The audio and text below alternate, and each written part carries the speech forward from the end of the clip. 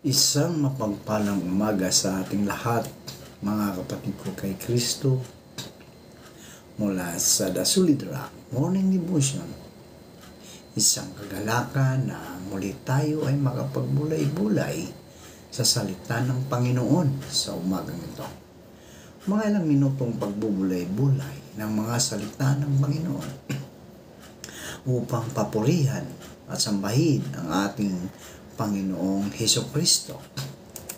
Ang ating pong pagbubulay-bulayan ngayong umaga ng Martes ay matatagpuan sa Lucas, Kabanata 10, talatang 27. Ito ang sinasabi: ibigin mo ang Panginoong mong Diyos ng buong puso, buong kaluluwa, buong lakas at buong pag-iisip, at ibigin mo ang iyong kapwa gaya ng pag-ibig mo sa iyong sarili. Pinagpala na po tayo sa pagkabasa at pagkarinig ng kanyang mga salita. Tayo po ay manalangin. Diyos na makapangyarihan sa lahat, muli o Diyos, naririto ang iyong mga anak upang ikaw, Diyos, ay sambahin at pasalamatan sa isang gabing nagdaan sa aming mga buhay na kami po iyong iniingatan mula sa aming pagkatulog.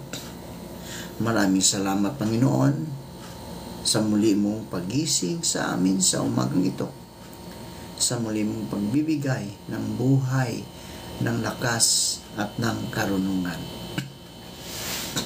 Sa umagang ito, Diyos, patuloy kong itinaraas sa inyo ang iyong mga kaibigan na may mga karamdaman.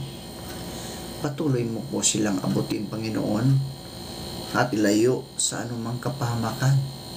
Pagalingin mo sila, Panginoon. Patuloy mo silang hawakan, abutin, ibalik ang mga lakas na nawala dahil sa karamdaman, Panginoon. Pagalingin mo po, Panginoon, ang iyong mga anak na ito. Gayon din po, Panginoon, ang mga anak mong may mga suliranin, mabibigat na pagsubok na kanilang hinaharap. Ito man, O Diyos, ay isang financial na pagsubok, emosyonal, Panginoon, o spiritual. Patuloy mo silang abutin. Bigyan mo sila ng proteksyon, Panginoon, na malampasan nila ang kanilang mga pagsubok na ito sa tulong ng banal mong Espiritu, Panginoon. Dalangin ko rin, O Diyos, ang iyong mga anak na magsisipasok sa kanilang mga trabaho. Sila po'y ingatan mo, Panginoon, sa kanilang pagbiyabiyahe, Panginoon. Ilayo mo sila sa anumang kapahamakan. Lalong-lalo na, O Diyos, sa mga kaibigan namin nagtatrabaho sa mga lansangan, ang mga traffic enforcer, sila po ay prone sa init at ulan. Proteksyonan mo po sila, O Lord. Ilayo mo sila sa anumang kapahaman. Gayon din po ang mga kaibigan namin, mga drivers, mga taxi drivers, jeepney drivers, tricycle drivers, grab drivers. Lord, ingatan mo po ang mga kaibigan namin ito. Ilayo mo po sila sa anumang mga kapahamakan, Panginoon. Lord, gayon din po, Panginoon, ang aming mga manggagawa, mga pastor na patuloy na naglilingkod sa ubasan ng aming Panginoong Hesukristo. Sila po'y ingatan mo, Panginoon. Bigyan mo sila ng kalakasan sa araw-araw. Ilayo mo sila sa mga pagsubok, O Diyos, sa mga tukso, upang sila, O Diyos, ay patuloy na makapaglingkod sa inyo ng walang anumang bahid na pag-alinglangan, Panginoon. Tulungan mo sila, Panginoon. Panginoong Hesus, amin pong tinataas sa inyo ang aming mga kaibigan na naghahanap ng trabaho. Ito man ay lokal o abroad. Naway makasumpong sila ng magandang trabaho sa tulong ng iyong banal na Espiritu upang sila, O Diyos, ay makahanap ng hanap buhay. Panginoong Hesus, dalangin ko rin ang aming mga kaibigang mangingisda na patuloy na nangingisda sa laot ng karagatan, na sila'y ingatan mo, O Diyos, at ilayo mo sila sa anumang kapahamakan upang marami silang madala ng mga isda upang may makain ang iyong mga anak, Panginoon. Tulungan mo po sila. Gayon po ang mga magsasaka na patuloy na nagtatanim ng mga palay, gulay, prutas at iba pa upang may makain ang iyong mga anak, Panginoon, sa kanang hapagkainan, Panginoon. Amin ding inilalapit sa iyo, O Diyos, ang aming mga kaibigang nagtatrabaho sa ibang bansa. Patuloy mo silang ingatan doon, ilayo mo sila sa anumang kapahamakan, Panginoon. Tulungan mo sila na makapag-survive sila sa isang pagsubok, Panginoon, na malayo sila sa kanilang mga mahal sa buhay. Ilayo mo sila sa mga pagsubok, sa mga tukso, Panginoon, sa kanilang kapaligiran. Lord, tulungan mo po ang mga kaibigan namin ito. Gayon din po, Panginoon, patuloy kong itinataas sa inyo ang aming bayan, ang bansang Pilipinas. Panginoon, malapit na po ang eleksyon. Naway, maging mapayapa nawa ang eleksyon namin, O Lord. Wala nawang kaguluhan. Ikaw, O Diyos, ang siyang magbigay karunungan sa bawat gustong tumakbo, maglingkod sa aming bansa, Panginoon. Tulungan mo sila. Ilayo mo po sila sa anumang kapahamakan, Panginoon. Maraming salamat po, Diyos, sa mga katugunan, sa aming mga panalangin. Sa pangalan ni Jesucristo na aming Diyos at tagapagligtas. Amen. Posible ba na umibig sa isang tao na hindi mo gusto? Yun po ang ating mamagat na pagbubulay-bulayan ngayon. Posible ba na umibig sa isang tao na hindi mo gusto? Sinasabi sa Biblia o nasusulat sa Biblia na nais ng Diyos para sa atin na ibigin ang ibang tao ng isang makadiyos na pag-ibig. Tinawag tayo ng Diyos na ibigin ang ating kapwa gaya ng ating sarili. Ayon sa Lucas, Kabanata 10, talatang 27. Sinabi din ng Panginoong Hesus, mahalin ninyo ang inyong mga kaaway at gawa ng mabuti ang mga napupuot sa inyo. Pagpalain ninyo ang sumusumpa sa inyo at ipanalangin ang mga nang aapi sa inyo. Ayon sa Lucas, Kabanatang 6, talatang 27 hanggang 28. Sinabi ni Jesus sa kanyang mga alagad noong gabi bago siya ipako sa krus, isang bagong utos ang ibinibigay ko, ibigin ninyo ang isa't isa tulad ng pag-ibig ko sa inyo. Dapat din kayong umibig sa isa't isa. Juan 13:34. Sa bawat isa sa mga halimbawang ito, mga kaibigan, ang salitang Gregong ginamit para sa salitang pag-ibig ay agapaw. Isang uri ng pag-ibig na ang pangunahing katangian ay ang pagpapakasakit. Pagpapakasakit. Hindi ito ang uri ng pag-ibig para sa kapatid sa Panginoon o isang emotional na pag-ibig gaya ng laging pakahulugan. Sa halip, ang agapaw o agape ay naghahangad ng pinakamabuti para sa iniibig. Ang pag-ibig na nagpapakasakit ay hindi nakasalalay sa pakiramdam. Sa halip, ito ay isang determinadong pagpapasya. Isang masayang desisyon na unahin ang kapakanan ng iba sa halip na ang ating sarili. Maliwanag na ang uri ng pag-ibig na ito ay imposibleng magawa sa ating sariling lakas. Tanging ang kapangyarihan lamang ng banal na espiritu natin makakayanan na sumunod sa mga utos ng Diyos. Kabilang dito ang utos na umibig. Sinabi ni Jesus na dapat tayong umibig kung paano inibig niya tayo.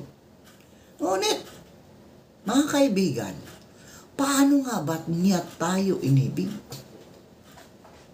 Subalit ipinapakita ng Diyos ang kanyang pag-ibig sa atin na noong tayo'y makasalanan pa. Si Kristo ay namatay para sa atin, ayon sa Roma 5:8. Tiyak na hindi natin magugustuhan ang lahat ng tao at hindi naman tayo inuutusan na gustuhin ang lahat ng tao. Ngunit mga kaibigan, kung umpisahan nating ibigin ang isang tao ng pag-ibig ng Diyos, magbabago ang ating saloobin sa taong iyon. Sa saikolohiya, hindi natin kayang magkaroon ng hindi nagbabagong gawa at pag-uugali. Kung umpisahan nating ipakita ang pag-ibig sa ating mga gawa, susunod na ang ating pag-uugali. Isa ring pagpili ang umibig na ngunit unti-unti magiging handa ang ating puso na magdesisyon na umibig sa iba. Kung susuriin ang pakikitungo ni Jesus sa iba, mga kaibigan ko, makikita natin na nakahanda siyang makisama sa lahat ng uri ng tao. Mga makasalanan, maniningil ng buwis, mga Pariseo, mga Saduceo, mga Romano, mga Samaritano, mga mangingisda, mga babae, mga bata, nang walang pakialam sa pananaw ng kultura kung sino ang katanggap-tanggap. Inibig ni Jesus ang mga taong ito at pinakitunguhan niya ng may pagpapakasakit. Ngunit hindi naging maganda ang kanyang pakikitungo. Pinagsabihan niya ng masasakit na salita ang mga sumasalungat sa kanya. Ngunit ginawa niya iyon dahil iyon ang pinakamabuti para sa kanila. Isinakripisyo niya ang kanyang panahon. Tayo ba, mga kaibigan? Atin bang isinakripisyo ang ating mga panahon, ang ating emosyon, ang ating lakas, at ang ating kanyang karunungan para sa kanyang mga kinamumuhian dahil alam niya na ito ang magiging kasangkapan upang magkaroon sila ng kaalaman sa kanya. Dahil kung hindi, ay mapapahamak sila magpakailanman. So alinman sa dalawang resulta, nakinabang sila sa kanyang pagtuturo, ito ang esensya ng pag-ibig sa ating mga kaaway, ang pagsasabi sa kanila ng katotohanan sa diwa ng pag-ibig. Efeso 4:15. Ano man ang maging kapalit sa paggawa natin nito? Muli, mga kaibigan, kapatid sa Panginoon, hindi ito nangangahulugan na nagugustuhan mo ang bawat tao o igagalang sila tangi sa kadahilanang nilikha sila ng Diyos ayon sa kanyang wangis. Nilikha tayo ng Diyos ayon sa kanyang wangis, mga kaibigan. Binigyan tayo ng Diyos ng isip upang maunawaan sa ilang antas ang puso ng iba. Nilikha din tayo ng Diyos ayon sa kanyang wangis At hindi din naman natin dapat ilagay ang ating sarili sa panganib sa pamagitan ng pagtitiwala sa isang taong hindi karapat-dapat pagtiwalaan. Umiwas si Jesus sa maraming tao, mga kaibigan, dahil alam niya ang laman ng kanilang mga puso at kailangan din niyang protektahan ang kanyang sarili ayon sa Juan 5:13.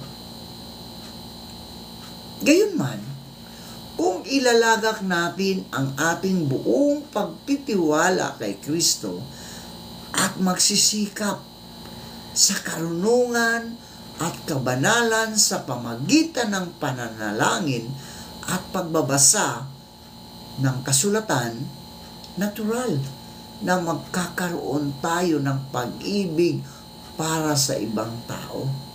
Isang makadiyos na pag-ibig na isinasakripisyo ang sarili sa pamagitan ng paghahangad ng makabubuti sa iba. Mayroon man o wala tayong nararamdamang pagkagusto para sa kanila. Kaya mga kaibigan ko, ito ang pinakaunang utos ng Diyos sa atin bilang mananampalataya, na ibigin natin ang ating kapwa. Ibigin natin ang ating kaaway. Mahirap, di ba? Pero sa tulong ng banal na Espiritu Santo, mga kaibigan, hindi mahirap.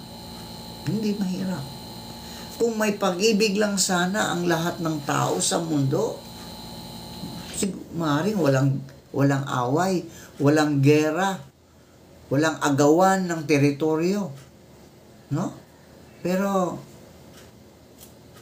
iyon po mga kaibigan, ang utos ng ating Panginoong Hesukristo. Tayo po ay manalangin. Panginoong Hesus, marami pong salamat sa maganda ang mga plano ninyo para sa aming mga buhay. Salamat, Panginoon, sa pagtupad ng mga pangako ninyo sa amin, na hindi mo kami iniwanan ni pababayaan man. Totoo nga po, ang pinakaunang utos na ibinigay ninyo sa iyong mga anak ay ang pag-ibig. Ibigin ang aming kapwa. Ibigin ang aming mga kaaway tulad ng pag-ibig namin sa aming mga sarili. Sa tulong ng Banalang Espiritu Santo, Panginoon, kami po ay makasunod sa iyong mga utos. Pagpalain mo po, Panginoon, ang iyong mga anak na patuloy na naglilingkod, patuloy na nakikinig sa iyong mga salita. Ingatan mo sila kasama ng kanilang mga mahal sa buhay at ilayo mo sila sa anumang kapahamakan. Maraming salamat po. Sa pangalan ni Jesus. Amen. Amen.